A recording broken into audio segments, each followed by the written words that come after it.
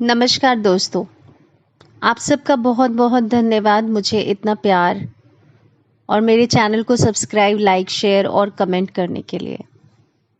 आप सबसे प्रोत्साहित होकर आज मैं एक नई कहानी लाई हूँ आप सबके लिए।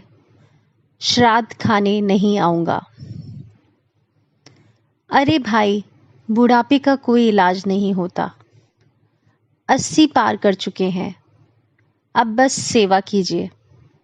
डॉक्टर पिताजी को देखते हुए बोला।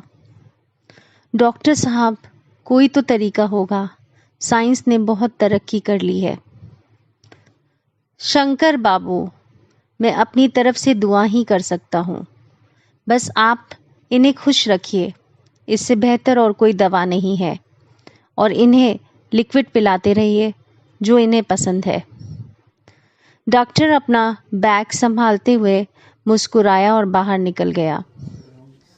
शंकर पिता को लेकर बहुत चिंतित था। उसे लगता ही नहीं था कि पिता के बिना भी कोई जीवन हो सकता है। माँ के जाने के बाद अब एकमात्र आशीर्वाद उन्हीं का बचा था।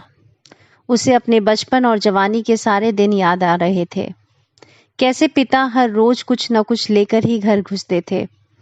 बाहर हल्की हल्की बारिश हो रही थी। ऐसे लगता था जैसे आसमान भी रो रहा हो। शंकर ने खुद को किसी तरह समेटा और पत्नी से बोला, सुशीला, आज सबके लिए मूंग दाल के पकौड़े, हरी चटनी बनाओ। मैं बाहर से जलेबी लेकर आता हूँ। पत्नी ने दाल पहले ही भिगो रखी थी। वह भी अपने काम में लग गई। कुछ ही देर में रसोई से खुशबू आने लगी पकौड़ों की। शंकर भी जलेबियां ले आया था। वह जलेबी रसोई में रख पिता के पास बैठ गया। उनका हाथ अपने हाथ में लिया और उन्हें निहारते हुए बोला, बाबा, आज आपकी पसंद की चीज लाया हूँ, थोड़ी जलेबी खाएंगे? पिता ने आंख झपकाई और हल्का सा मुस्कुरा दिए। वे अस्फुट आवाज में बोले, पकौड़े बन रहे हैं क्या? हाँ बाबा, आपकी पसंद की हर चीज अब मेरी भी पसंद है। अरे सुषमा, जरा पकौड़े और जलेबी ले आओ, शंकर ने आवाज लगाई। लीजिए बाबूजी, एक और, उसने पकौड़े हाथ में देते हुए कहा। बस अब पूरा हो गया, पेट भर गया, जरा सी जलेबी दे, पिता बोले। शंकर ने जलेबी का एक टुकड़ा हाथ में लेकर मुंह में डाल दिया। पिताजी उसे प्यार से देखते रहे। शंकर, सदा खुश रहो, मेरा दाना पानी अब पूरा हुआ, पिता बोले। बाबा, आपको तो सेंचुरी लगानी है, आप मेरे तेंदुलकर हो। आंखों में आंसू बहने लगे थे।